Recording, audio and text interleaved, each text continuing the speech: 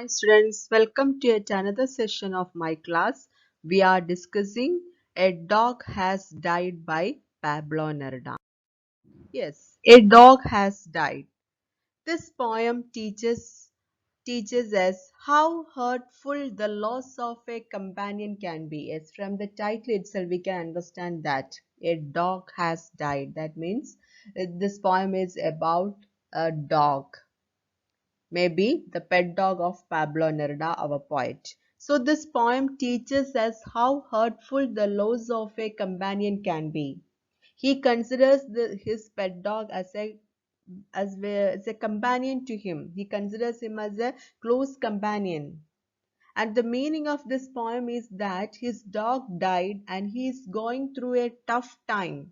From the title itself, we can understand that his dog has died and he is going through or passing through a tough time and he is expressing his feelings and thoughts. The message of this poem is that it is very difficult to lose a companion. So here this poem is in the form of an elegy. That is, elegy in the sense means is lamenting for the death of a dear one or dear one. Here he considers his pet dog, that is his dog, as a very important person to him. That much relationship he has kept with his dog. Look at the poem, children. First of all, I will read the lines, then I will explain you. My dog has died. I buried him in the garden, next to a rusted old machine. Some day I will join him right there, but now he has gone with his shaggy coat, his bad manners and his gold nose, and I, the materialist who never believed in any promised heaven in the sky for any human being. I believe in a heaven I will never enter. Yes, I believe in a heaven for all dogdom. Yes, what you understand? Yes, from the first line itself, we can understand that yes, his dog has died. My dog has died. Here, the poem starts as an elegiac tone. That is, this poem we can consider it as an elegy. That is, he is lamenting for the death of his dear pet dog. My dog has died. So the poem is about a man who is reminiscing about his dog. Here, man means our poet himself, who is reminiscing about his dog and thinking about he is burying. I buried him in the garden. Yes, I buried the dead body of my pet dog in the garden. And he is burying him in a garden next to a machine, next to a rusted old machine. That is important. That means rusted old machine. That means the burial is of no significance to him. He buried him, he buried this pet dog next to a rusted old machine. So the burial may be of no significance to him as it is done near a depleted or degraded old machine. It is just near to a rusted old machine. And now the dog lies in the natural world. And the animal has changed his outlook on life. Yes, the man seems to be a very logical and science type of person who only seem to believe in things that can be seen, calculated or measured. Someday I will join him right there. But now he has gone with his shaggy coat, his bad manners and his cold nose. Someday I will join him right there. That means one day I will join there in the heaven or in the dogdom. And but now he has gone with his, yet at present he has gone with his shaggy coat. Shaggy in the sense having long rough hair or fiber rough thick etc. That means now he has gone with his shaggy coat, his bad manners, and his cold nose. Now here from these lines, yes, he is trying to express his negative features. Our poet is trying to express the negative features of his pet dog. And here Pablo is talking about his dog dying, and he is burying him in a garden next to a machine. And he also talks about him one day he will join him, but for now he lives with his shaggy coat, cold nose, that is running nose, his fur, and his bad manners. And moreover, yes, I, the materialist, who never believed, that is, here he emphasized I, that is the poet himself, I, the materialist, yes, he who does not believe in heaven and believes that there is a heaven for dogs where his dog and that his dog lives. And I, the materialist who never believed, that means he is a man considered himself as a materialist. That means, yes, he only believes the logical science type things only. That the man seems to be a very logical and a science type of person who only seem to believe in things that can be seen. That means he does not believe in religion or God or the notions like heaven, hell, etc. He only believes in things that can be seen, calculated, or measured. And that his dog leaves and takes all of his characteristic and is waiting for him in doggy heaven. Yes, who never believed in any promised heaven in the sky for any human being. I believe, but he believes in a heaven I will never enter. Yes, I believe in a heaven for all dogdom. Yes, I believe in a heaven for dogs where his dog is now there. And his dog lives and takes all of his characteristics and is waiting for him in doggy heaven. That means he is believing. So Pablo does not believe in abstract ideas such as religion, God, or the notion like heaven, hell, etc. That is shown in the sentence, that is I, the materialist. He is trying to emphasize himself as a materialistic man. That is the one who believes only in logical and science type things.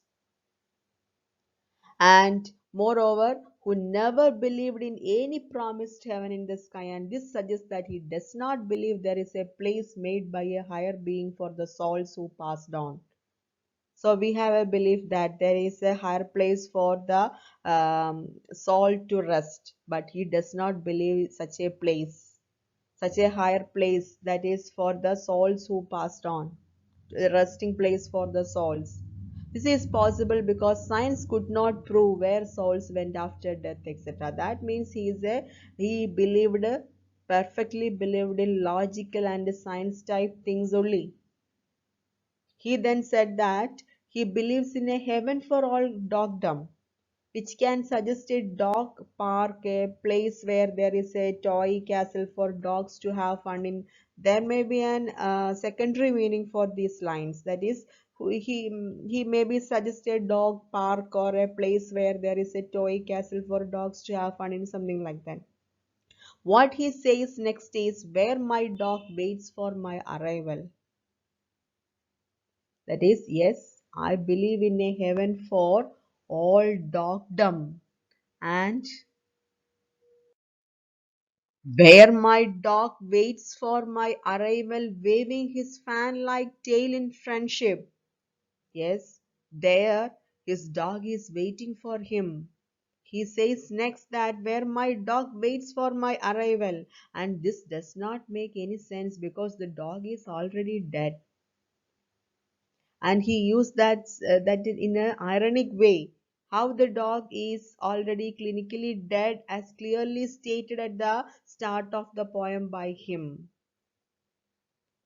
And yes, the poem starts in an elegiac tone, and slowly the mood or the tone of the poem changes. And he still believes that his dog was waiting for him.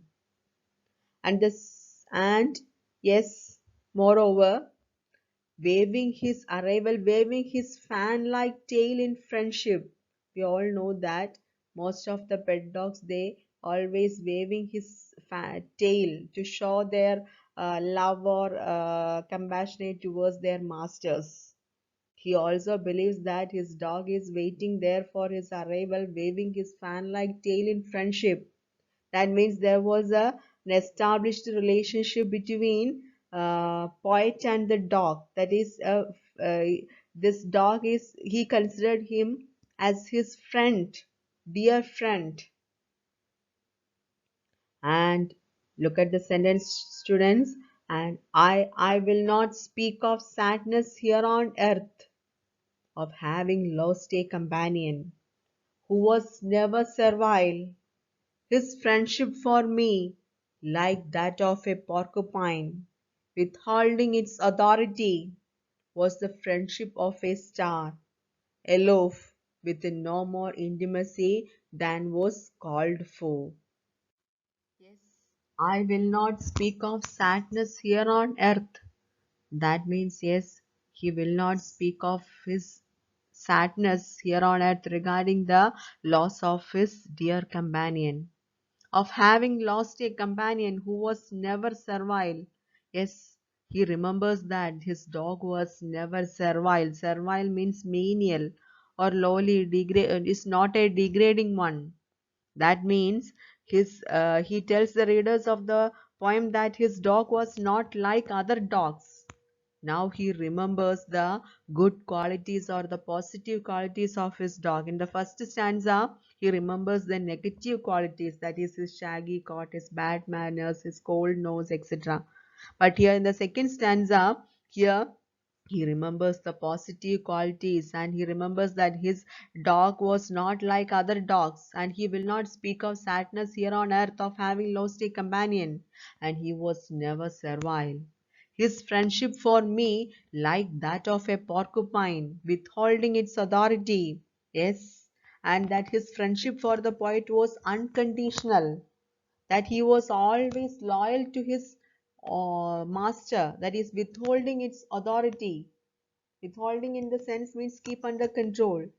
And porcupine normally means is a small animal covered with protective spines, etc.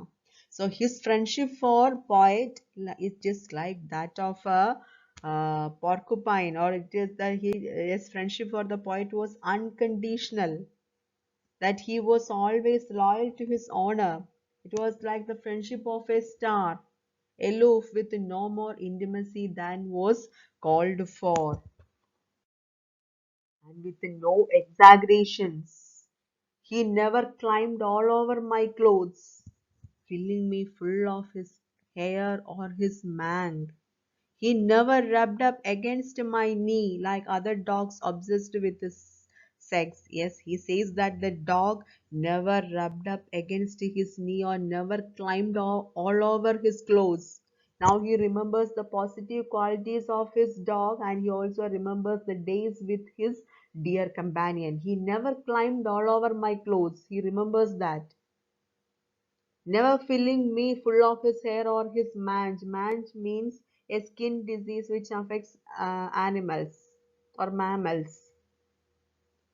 So he never did those things in his lifetime. He never rubbed up against my knees, and like other dogs obsessed with the sex. That means he was a dog that was different from other dogs, and his friendship was like unconditional. And he never climbed all over his clothes or never rubbed up against his knee or filling him with full of his hair or his mange, etc. He remembers the good positive qualities, and he also remembers those good days he spent with his dog, and his friendship, it is like as His love, the love between his love towards his master, it was an unconditional one. It is like that of a porcupine, or was that of the friendship of a star, that is aloof. Aloof in the sense means apart or showing no interest, or sometimes it shows unfriendliness, but it is always loyal to his master. That's why he used the word aloof here. Was the friendship of a star aloof, that is sometimes that keep a distance from the master, that is showing no interest or unfriendly, with no more intimacy than was called for. Yes, that called for in the sense that needed or demanded, that showing no more intimacy or something, that means his love towards his master is unconditional. He never irritated his master, always loyal to his master. So in this poem, the main theme is death, and the poet is expressing his emotions after his dog's death. And here he used so many imageries, that is used to describe the dog and how the poet felt towards him. And he uses images that show how deeply he cared for and how much he valued his dog. And moreover, here with the help of this poem, he is trying to emphasize that he is a materialist. And he also trying to explain that human beings are much animalistic than animal. Yes, that is the point. Human beings are much animalistic than animal. And here, yes, here in the poem, that is in the first stanza, he is trying to explain or express his grief over the loss of his companion. But slowly that tone changed, that is elegiac tone of the poem is changed, and first it is in the elegiac tone, then he is in the second stanza. In the end of the second stanza, we can see that he is praising the good qualities of his boy or his dog. That means he remembers the good qualities, he is praising, and he remembers those good days he spent with his dog. And also he expressed the outlook of his pet dog. The animal has changed his outlook on life. That is also he is trying to explain with the help of this poem. And human beings are much animalistic than animal. I think all of you understand the first two stanzas of A Dog Has Died by Pablo Neruda. There is a homework for you. Write a summary of the first two stanzas of the poem A Dog Has Died. Write your homework and send back to me. Thank you. Have a nice day. See you again. The rest of the poem that we will discuss in the next session. Rest of the poem we will discuss in the next class. See you again. Thank you.